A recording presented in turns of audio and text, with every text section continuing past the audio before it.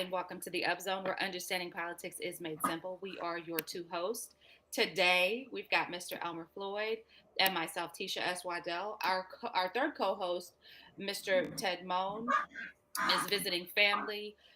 His family did ask us to everybody know that he did have a medical emergency, and so they are taking care of him and nursing him back to health.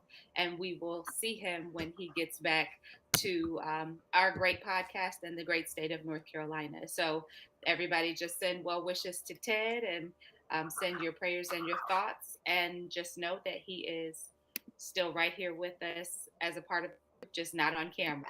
How are you today, Mr. Floyd? Great. I'm As with my am co-host, I. but I'm here. I know. It's weird just having the two of us on camera, but it's okay. We'll make it work. Um, let me. I got it. I'm out of town, and so if things look wonky, or um, if you're trying to figure out why things might be a little choppy, that's why. So you guys bear with us today. I am working on just trying to make sure that everything is kind of streamlined, and we are going really get into the gritty and the city on the water, the curve. We should be streaming live on Facebook, Mr. Floyd. I just checked that. So it looks like that's going well. So we can jump right in. I have two things that I want to make mention of before we really get into the grit of things. Well, actually, one to start will permit me. Mr. Floyd, we have been having conversations about political figures since we started this podcast. Would you agree? I agree with that. Because I think that what we have identified the nature of this podcast is to inform the electorate, the voters about who their candidates are, who their elected officials are, so that they can make wise decisions from an educated perspective, right? That is correct. That's the whole principle. And so, one of the things that I have found myself snap dab in the middle of, Mr. Floyd, is I remember you told me a long time ago when I was running for office, if you have the spine of an earthworm, to just go home. Don't even run for office. And what I took that to mean is if you can't take criticism, if you fold under pressure, if any of those negative aspects apply to you, or those sensitivities apply, if you're sensitive, you this might not be for you, right?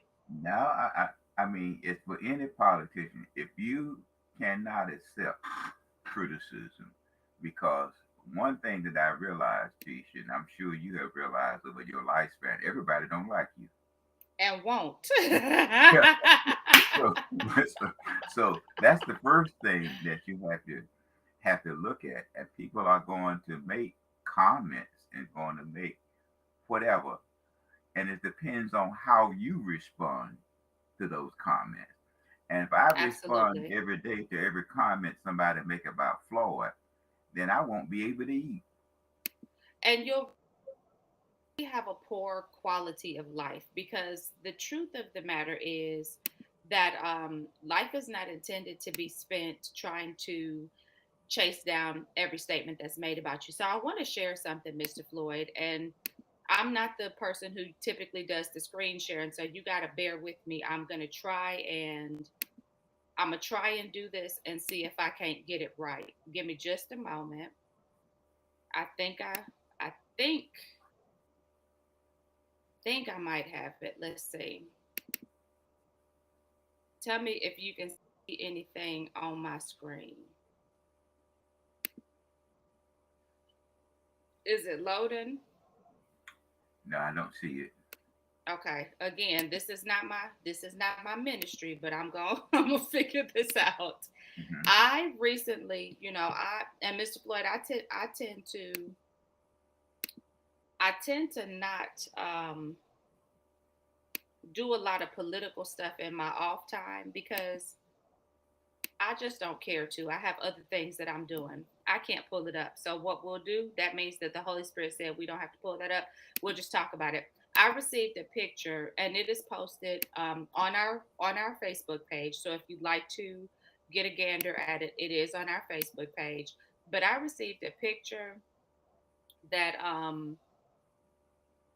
came from an individual in my district, and it was of our council representative. I received that picture a few days ago, and then the very same day, I received the picture that we'll talk about later. So when I got both of those pictures, I shared them on my personal Facebook page and on our Upzone Facebook page.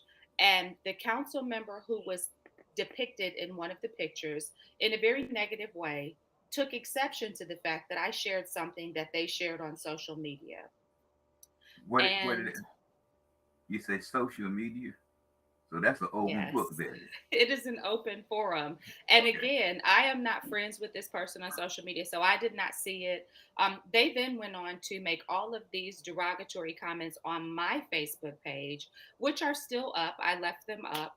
And they made all of these accusations against me, that were very unfounded, and even went on to attempt to make it seem like I was trying to um, misrepresent them, or the word that they used was trolling. And I thought that trolling was when you went on somebody else's page and made negative comments or stirred the pot. And I was on my own page and they came to my page. So I would say that's trolling. But anyhow, all I did, Mr. Floyd, was repost what they posted. And in reposting what they posted, it offended them. And so I want to publicly say to Councilmember Benavente that I apologize that your content offended you. And I apologize that me reposting your content offended you. And so I hope that you will accept my humble apology, and that you will move forward from this, and that you will know that in no way did I think that your content was going to cause you such a negative reaction, because I thought most certainly that you would be pleased that people were sharing your thoughts and your ideas, and willing to put forward your information on their platform. So, again, I apologize that your content offended you, and I'll be certain in the future to remember that you are not somebody who likes for what you say or what you do to be reposted or reshared. And now we can move along, Mr. Floyd. Now that I've issued that apology, I feel much lighter. Why are you looking perplexed? I'm just saying, if you post it on social media, it's public. Well, that's what I thought too. And here's the thing that I do recognize. I do know, and that's why I'm saying I'm sorry that I didn't realize that your content would offend you, because I do recognize, Mr. Floyd, that sometimes we post things that in hindsight we think we think maybe we should not have of.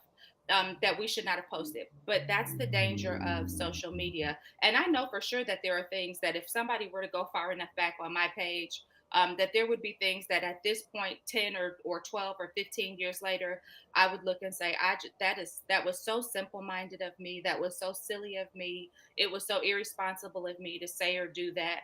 But I think that that would be my reaction, not to attempt to crucify or vilify the person that shared what I posted. And for the record, I posted it in its entirety. I didn't redact or try to manipulate or change any of the content. I simply posted it. And so I just want to be very clear that I do understand that sometimes we do post things that later in life we think better of. I have now found out that this was a post from a year ago. I was not aware of that. I don't remember it from a year ago. And so maybe his position has changed. Maybe his ideology has changed. I'm not sure. But most certainly, I wanted to apologize for resharing something that he had put out there, and for offending him with his own content, because that was certainly not my intention. My intention was well within keeping with what our program is about, and that is to inform our listeners, our viewers, about the perspective, the ideology, and the position of their politicians and the work that's going on throughout the community. So, with that said, and I can assure you that the allegation that he made that I asked Ted for this is very unfounded, because Ted was unavailable to provide anything like this. And this is the farthest thing from Ted's mind right now. So we'll just move on. Mr. Floyd, I think it's again taken more time than needed. I just wanted to make sure that because I publicly discussed these things, that I publicly apologized. I felt like that was fair and it's the right thing to do. Okay. Moving right along. So today we're going to be talking about a couple of. We'll be talking about the DOT kiosk for the driver's licenses. We'll be talking about the state of the community forum. We'll be talking about the municipal filing, which set the city on fire, pretty much the state, and then the overrides on the House calendar for today. So, Mr. Floyd, tell me a little bit. You were talking about this DOT kiosk. Tell me a little bit about this DOT kiosk situation. What do we have there? Well, we have about 7.7 million North Carolinians that have driver's license, about 3.5 million automobile vehicles, on the public highways. And you have seen throughout across the media how difficult it is for people to renew their driver's license. So this is another way that that Department of Motor Vehicles is looking at is how they can increase the availability of their services to the public. And by the Okay. way, there's three counties: Wake, Mecklenburg, and my beloved Cumberland County is part of that pilot program. And Okay. surprise, surprise, surprise, we have been looked at to be considered as part of a pilot program to help those individuals attain their driver license a little bit faster. Okay. So is this going to be just for renewal or is this going to be for new licenses and renewals? It's going to be a combination of things once they get the program set up there, but it's going to help those persons. For instance, I went online to try to renew my license, and I did it three times. And each time it tells me that I need to go to the Department of Motor Vehicles.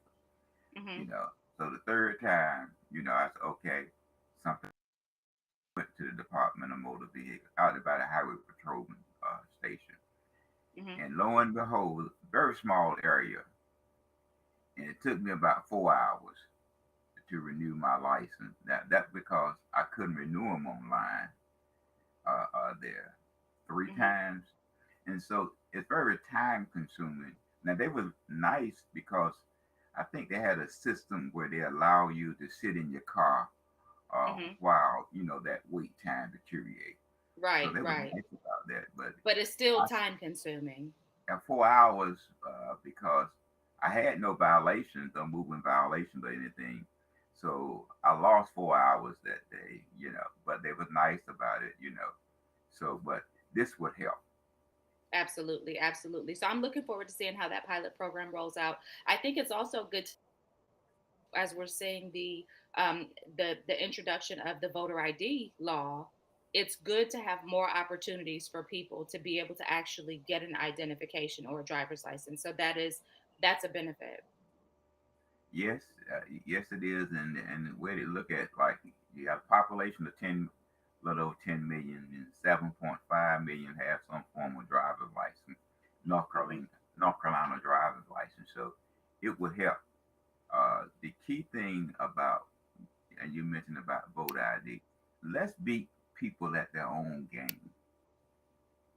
If an ID is required to vote, Get an ID. let's get an ID and be like the program we used to watch on television and say to those individuals that put up these obstacles, surprise, surprise, surprise. Surprise, And that's what right? we need. That's what we need to do. Right. But even Mr. Floyd, we were talking about this, and I don't know if it was you and I or you or me and somebody else, but we were talking about the fact that you have to have an ID card for many other functions of government services. And so at this point, we would expect that the vast majority, even of our disenfranchised population, would have something that some identifier. And if they don't, then most certainly we should see some programs standing up that assist people in ensuring that they can get these identifiers so that they can continue to participate in the process of voting should they so choose. Um, so again, I'm pretty excited about that. I'm looking for. Are you going to try out one of the kiosks, Mr. Floyd, or are you going to keep Well, spending that 4 hours? it'll be about another 4 years before I try it out again. Okay. I think I Yeah. should be coming up, so we'll see. I might be the tester. So let's talk about this state of the community. You have an announcement about a state of the community forum. What do Well, we know about that? and that's going to be, I believe, August the 30th at the Crown Expo. And I think What should that people expect coming out of that, Mr. Floyd? What are they going to hear? they're going to hear now and the future about how Cumberland County is going to be looked at years forward. And I Okay. think that they can provide a lot of up to date information about what the city, the county, and the Department of Labor looks at. Because when we look at our picture across the state of the 100 counties, 40 we are in tier one. So we need all the assistance that we can get. As the person mentioned about, we want to develop a mega site. Well, Mhm. you know, the back to look at a mega site, you got to have infrastructure, Mhm. and that's one thing that Cumberland County is lacking. And that was That's that was the roads, industrial mega site, right? yes, and Okay. that's we're talking about road, we're talking about water, and we're talking Mhm. about sewer, and we also know that large industry wants to have some form of gas, not Mhm. electric, but gas. So we have Mhm. to look at it from our standpoint of view. How can we develop our community to reach these goals, to attract these mega sites? As you see, we Mhm. have Amazon that built the building here, and I And think we're that still that waiting on them to we're waiting on them to decide what they're inhabit going that to do, building. Mhm. what they're Mhm. going to do. So we have, and then again too, we need to make sure that our workforce is trained in order to receive these new industries that we are trying to attract. And this what this Mhm. will provide for us as a community to get, to really share with us how our city and how our county is trying to enhance the opportunity for its residents. Do you think that we should expect to hear, being that we're going into a an election cycle, do you think that we should expect to hear more election type style speeches, or do you think we'll really get some information out of this? But I think, yeah, it's more so of a information there. Okay. But I'm sure that there will be who is who that's running for office that would Hmm. be in attendance, of this, because they need to Absolutely. know also about what are the future programs and projects that are going to take place, in our community. So Hmm. it's a good opportunity. I think it starts at 11:30 and end at 1. So it's only an hour. It's only an hour and a half, and I think it's Okay. good for our community to attend and to participate. Not just the Absolutely. business community, but the ordinary citizen. The Uh, citizens it's to going to be, know what the plans are that are being discussed for this county. and because if you don't attend, you know, you never know, the garbage dump might be next to your house. Absolutely. And you don't have a lot of reactionary time once it makes it onto an agenda for the Yeah, meeting, because by that point, it's a done deal. it's a done deal. So, Mr. Floyd, we touched on. I asked the question: do we think we'll hear a lot of stump speeches at this State of the Community? Well, the reason being because it's municipal filing time, right? So again, It is. there was another screenshot that I was sent the same day that I was sent the screenshot of that I posted, which offended the council member. But that screenshot was one that kind of set Fayetteville a buzz. It got everybody chattering, and the phone lines were buzzing, and people were calling that I hadn't heard from. Like I got, it was. I'm sure you received a lot of copies of the screenshot, and the screenshot was a copy of a message from former county commissioner, former District 2 representative for the city of Fayetteville, Charles Evans, and he was announcing his intent to file for mayor of the city of Fayetteville. Mr. Floyd, before we even talk about the legitimacy of this initiative, what was your first thought when you saw that announcement? Surprise. I want to ask you this. Do you remember? Because the person that sent it to me, I said, I told you he was going to do that. Mr. Floyd, do you remember that day you had an event at the library on MacArthur Road? And I came and I filmed it. I was, streaming it for our podcast page. And after that event, I left out of the room that you had your event in, and I went over into the conference room, and I saw that Kathy Jensen was having a community watch meeting. When I went into the community watch meeting, I saw Charles Evans in there smiling and shaking hands and talking to everybody. And I said, Charles is preparing to run for the mayor of the city of Fayetteville. I just knew it. And I came and I got you. And I said, Mr. Floyd, they're having a meeting over here because this was during the election. I said, come on over here and say hi to some people. And then when the meeting was over, you, me, and Charles went out in the parking lot and we were talking. And I looked at him. I said, Charles, you planning on running for mayor, aren't you? I said, you up to something. And he just kind of laughed and skinned and grinned. And he just, he didn't confirm or deny, but I knew it, Mr. Floyd. I knew it. And so when I saw this announcement, I was not surprised. Well, again, Charles had an activity on June the 10th as it relates to NC. I don't know, but that was a brunch Hmm. for Commissioner uh, Evans. So it's it's uh, it's something that I guess he wants to do, and he's seeking that. But one thing that we do know that there will be a primary for the Oh, for mayor. sure. Because Uh, even now we see another former candidate for mayor who ran in 2017, Quantin Ning Gribble. She's put her name in the hat. So I think that brings it up to four for candidates for mayor, three challengers, and the current seated mayor. Let me just say this. When I saw the announcement, the first thought that I had was Mitch is scared to death right now because he felt I know he had to feel very comfortable facing off again against Freddie De La Cruz because of the climate of our community. Our community, when it comes to voting for the mayor, traditionally elects a Democrat mayor. And so De La Cruz being I think he's a Republican, is he? I'm not sure what his party affiliation I'm may not be. either, but I know that he tends to be a lot different than the way that Mitch presents, and he did not garner enough of the vote in the first election to make Mayor Colvin feel insecure about his seat or his position. Charles Evans, on the other hand, has successfully run multiple countywide at large campaigns. He is a campaigning um, beast. He knows how to campaign. People in the community are drawn to Charles Evans. They like him, they respond to him. Charles Evans is they call it WYSIWYG. What you see is what you get. People like that. Charles is very upfront. He's very open. He does not hide his past indiscretions. He is essentially an open book. People are hungry for that representation. Charles presents a huge problem for Mitch.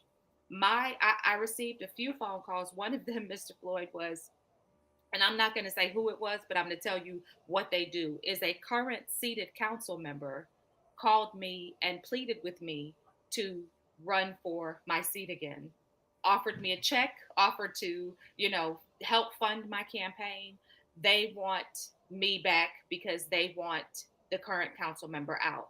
I got another call from a political somebody who really is one of the players in helping get people elected, asking me, saying, hey, you should run for mayor right now because this is going to divide the black vote. You're probably one of the only black women who can pull black vote, white Democrat women's votes, even potentially some Republican votes. And again, I'll say to everybody, I'm not running for anything.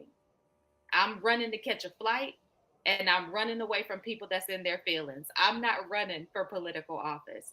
However, Mr. Floyd, when the information dropped, and I said this last week on the program, I think that this is the time. If Kathy Jensen were to run for mayor, this is the time. This is the time because inevitably Mitch and Charles will split the African American. They will split the black vote because there are some people who are just going to vote for Mitch because it's Mitch. And there are some people who are not going to vote for Mitch. They're going to vote for Charles because it's not Mitch. And that presents an opportunity for somebody like Kathy to come in and garner those outliers, if that makes sense. But this is Well, going to be a great election cycle. I really thought it was going to be boring. This is going to be great. Well, the rumor well before the filing period that Kathy Jensen was going to run for mayor, Lock, and stock, and many were barrel. surprised when they saw her file for her seat again.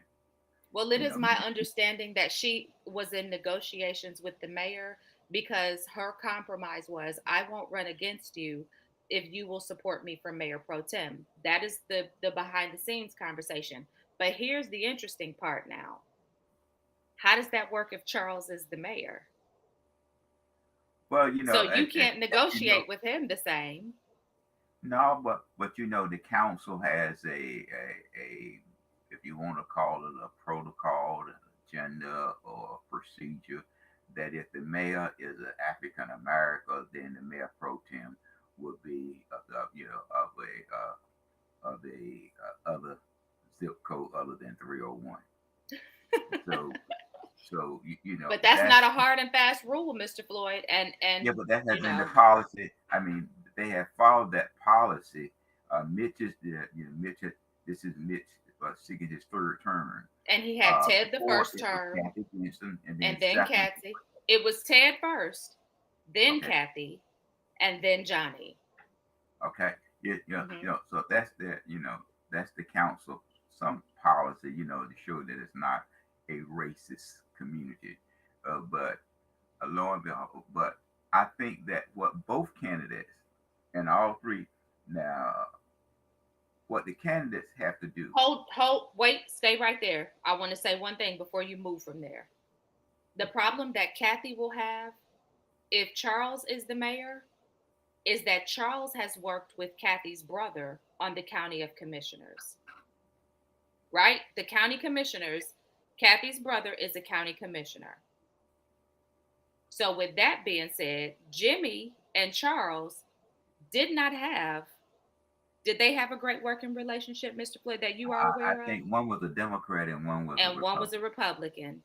And and I I think was that, and if my perception of Mr. Evans is accurate, because Charles is not speaking to me right now. Me and Charles have been real cool. Like we've the whole time I was an elected official, we didn't have any issues. But he is currently not speaking to me because he didn't like my position on 5-4. So if he can hold on to something like that against somebody like me who he's not ever had an issue with, then most certainly coming into the position as mayor, him not liking her brother is not going to place her in a favorable position to be his pro but tem. And now, but remember he's only one vote of the nine, but and I the think but the you policy, but the unwritten policy of the council is they defer to the mayor to determine who he wants his pro tem to be. also, but they also vote as you noticed in the last one there was the scrambling of the eggs. Okay, and then when Hmm. they come out somewhat unified. But the person do throw You're their not. name in there to let them know that they're desired. Sometimes the members will back I'm going to away. tell you who I think the pro tem is going to be. I'm going to tell you who I think it's going to be, Mr. Floyd. And if it comes to Um, pass, I'm going to say you heard it here first. I think it's going to be Courtney Banks McLaughlin. I'm just saying to you again, the policy of the council has been that you would have a different ethnicity as being the mayor pro tem as it relates to who is the mayor. But I do think that as a person seeking public office, you should not be afraid because you're serving the people. Because I Hmm. don't like Alma Floyd, I don't like Teach White, I don't like the garbage man. I don't want to appear with the garbage man in front of his garbage truck, Hmm. if you understand what I mean.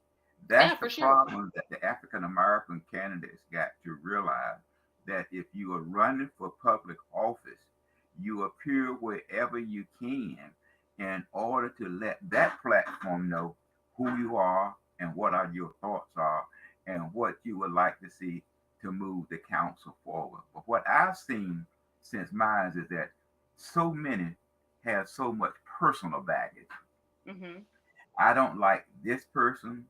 I don't like But remember now, you're asking households to vote for you. To vote for you, absolutely. And let me just say this: I don't have a problem with Charles, and I understand why he did not appreciate my position, and I even understand, having dealt with Charles for the amount of years that I have. I even understand why he feels like he don't want to talk to me right now. But I say to you, Mr. Evans, that I'm glad that you made this decision. And when I sent you the text, there was a smile on my face when I sent it to you, because I am glad that you made this decision. I think if nothing, citizens of this city a viable alternative in somebody that is experienced. But Tish, Hmm. that's good. But what you have to do, and Charles has been a good voter turnout person. The mayor Hmm. have already had demonstrated that he can. But the key thing of it is to get out the vote and your base. Ted mentioned that the inner city is predominantly African American registered voters. Hmm. The thing of it is, how can you get those voters out? And I said many times on this program is that it is minority, not population now. I'm talking about it's the minority voters Hmm. that dictate who runs the council. And if you Hmm. look at it, and some people say, look at the council now, with the makeup and how much problem do you, how much growth have you seen on Murchison Road? Hmm. The other gentlemen have already gotten an African American to vote to work with him already, against the mayor. And Hmm. so that there's a different trend. You got this person, then you have Charles stepping up to the plate, and then you have the mayor, and then you have another person. One thing we know, we will have a primary. We will have a primary. So the other thing is, we see that in Johnny Dawkins' race, we'll have a primary. You said that DJ has a challenger. Who is DJ's challenger? Have we seen this person before? No, I haven't seen him before, but he did file. Is Uh, his name Green? Last name Green? no, I thought it was a C, if I'm Okay. not mistaken.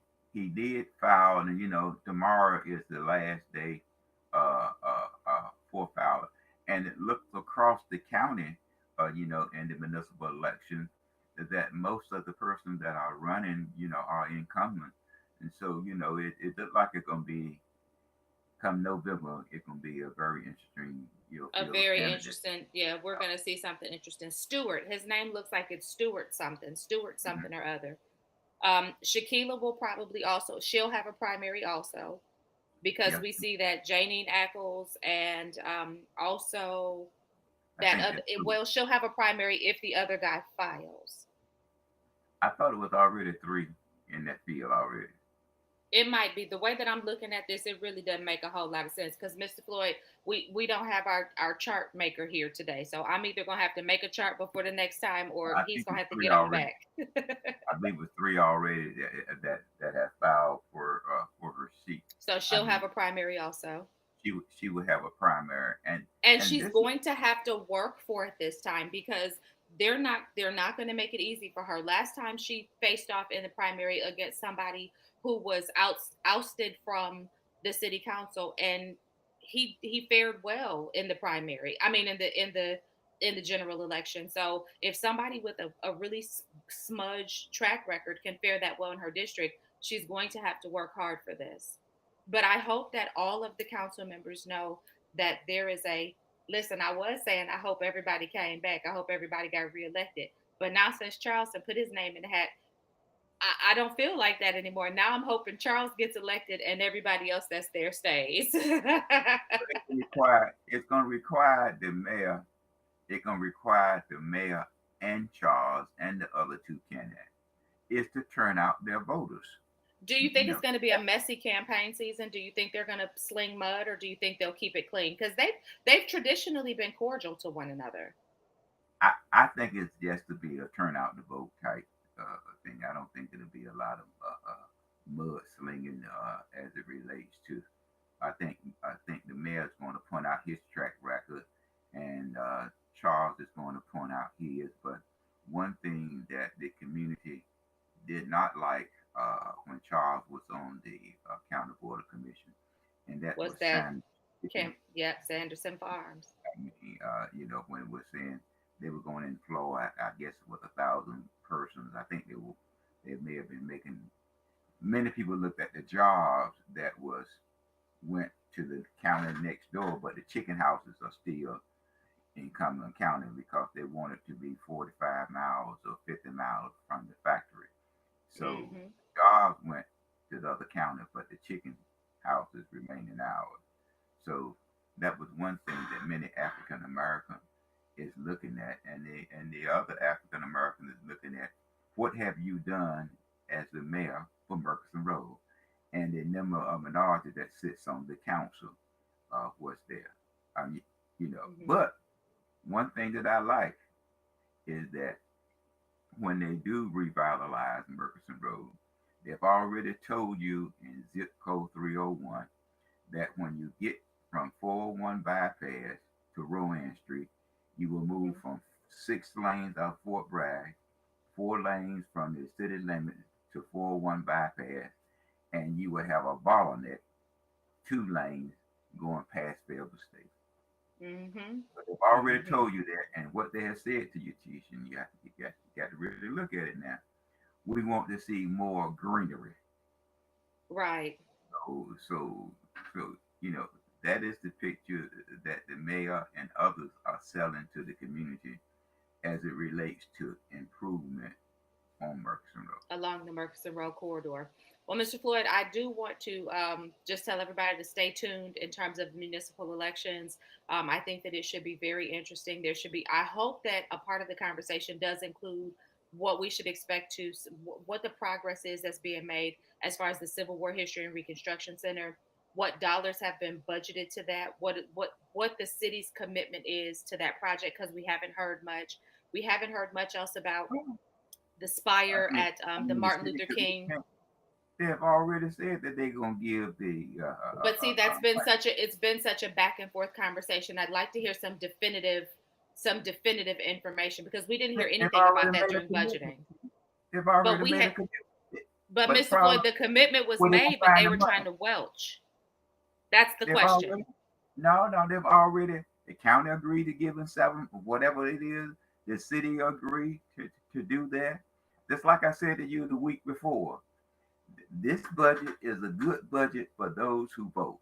If you notice, Right. one group went in there, wanted $500,000 for $2.5 million for 5 years.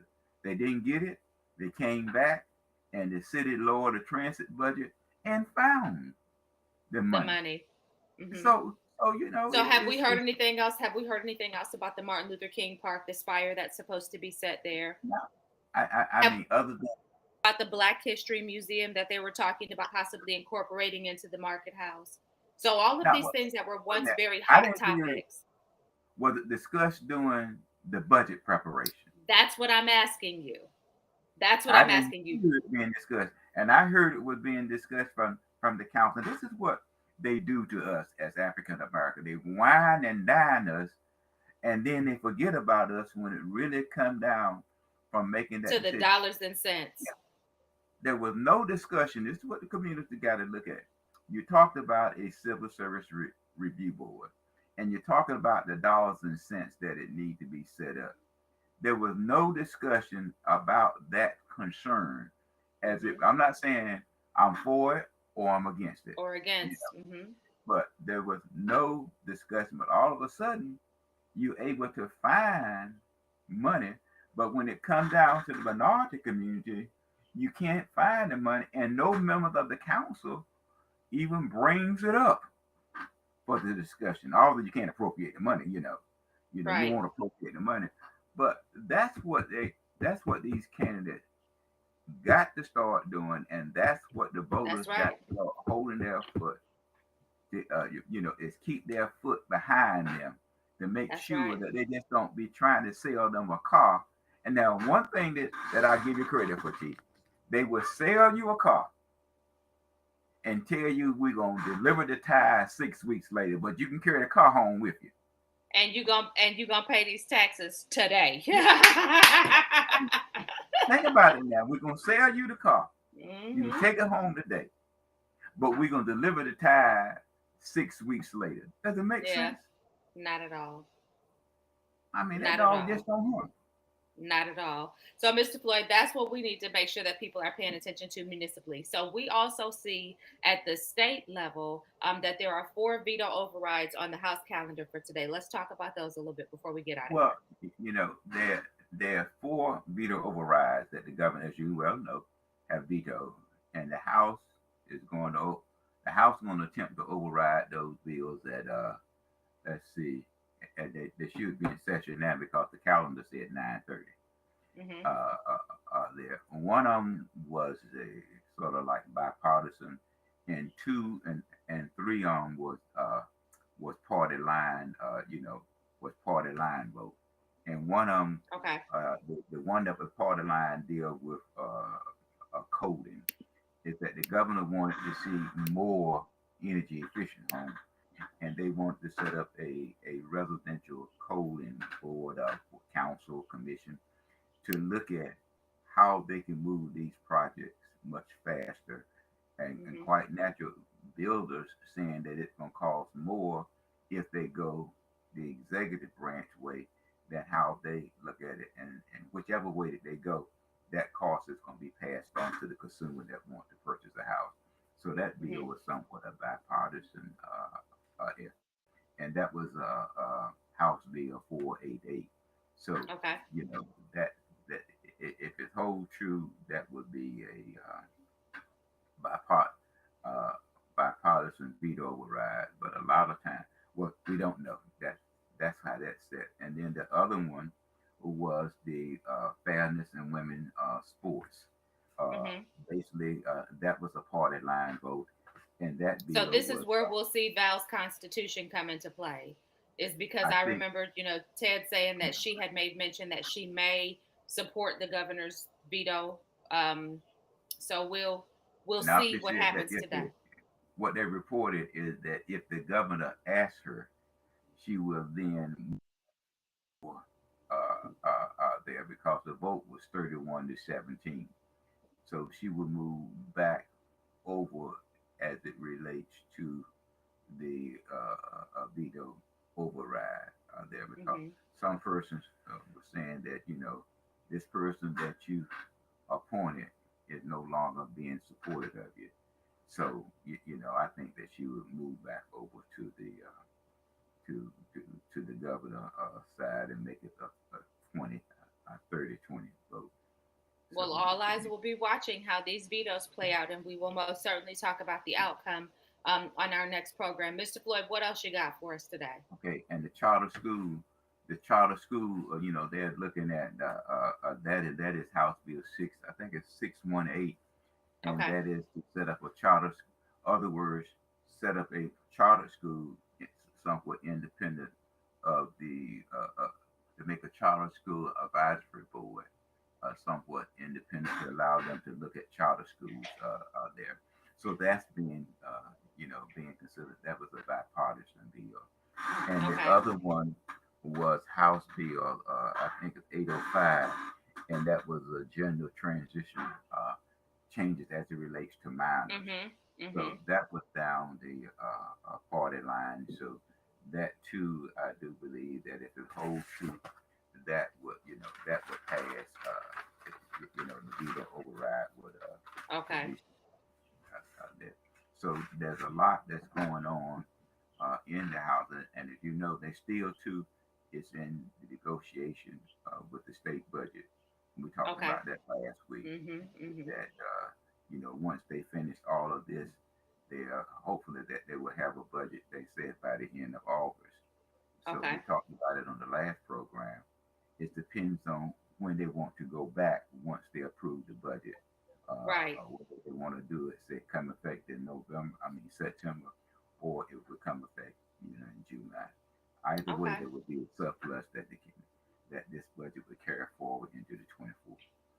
So we are waiting again with bated breath to see what shall happen.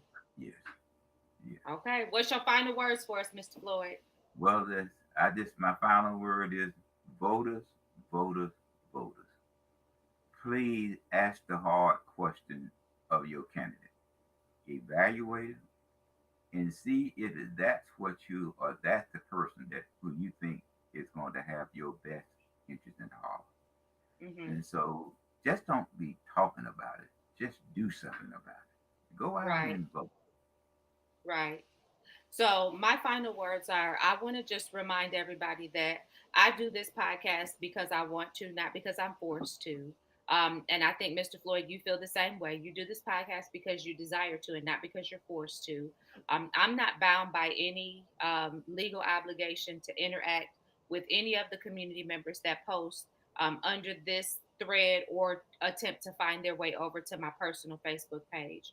There have been some people who have attempted to find their way over to my personal Facebook page. Please be advised that when you post on the thread on Upzone, I don't care. You can put whatever you want there. But when you find your way to my personal page, I'll block you. And then what happens when I block you is I can't see what you post on Upzone. So if you find that you're not getting a response from me on Upzone, it is because you have violated my peace by attempting to come into my private Facebook page and bring your nonsense over there, and I blocked you. So don't think you're being ignored. I just don't see it. Um, Love you, mean it, post what you want, say what you want about me. It is well with me that you feel how you feel. Because, Mr. Floyd, I don't have the spine of an earthworm. Well, like I said, I mean, if you have that, then you need to stay out of politics. And I you need mean, to stay off the internet. yeah, I mean, I cannot, I can't. Other words, when I was an elected official, I studied the issues, and I had criticism from people, but I didn't let that affect my ability to make decisions as it relates to my district. Even with the executive branch, I expressed to the executive branch that I was sent there by my district, not Hmm. the executive branch. And so, I didn't, even when that branch of government attacked me, I didn't Hmm. bow to them. Right. I didn't bow to them. I mean, that was the people lost. But when you start looking at that, and if you look at where Cumberland County is today as it relates to the state, we are being we are in an economic desert. We got Hmm. very little from the state because we have a tendency to bow to the executive branch when the executive branch is really not taking my community at heart. So I don't get Right. offended behind that.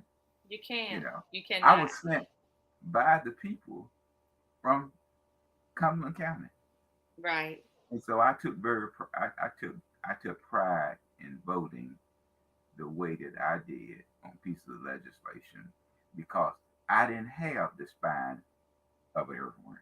That's right. And we are not paid by anybody to do what we do. So our opinions belong to us. They are our ideas. And that we're not bought and paid for. And we don't have to worry about whether y'all vote for us or not at the end of this podcast for us to keep doing it. So Thank you. Thank you. but Mr. Floyd, I will say that I always appreciate your preparation. I always appreciate the fact that you and Mr. Floyd come in and you guys make me better people in general. Y'all make me a better person in general. So I've told you that a number of times. Thank you for helping me to mature, Mr. Crisp, um, may he rest in peace, has most certainly been instrumental in helping me to be a more dynamic individual and a stronger leader and a more invested individual in the well-being of the people in this community. And I'll leave our audience with Mr. Crisp's words today. But before I do that, Mr. Floyd, what is there so much of? There's so much good in the best of us. There's so much bad in the worst of us. To be hope none of us to sit around and talk about the rest of us. Exactly. So, in the words of the wise Mr. Floyd, if you have the spine of an earthworm, this might not be for you. And secondly, in the words of Mr. Chris, elected officials, don't be so busy trying to keep your job that you don't do your job. And with that, this is the Up Zone. We'll catch you next week. Again, our thoughts and prayers are with our co host, Ted Moan. We'll see you soon, sir. We love you, and we're looking forward to having you back as our third chair. And for everybody else, like, share, subscribe, follow, do all the things, and we'll catch you next week.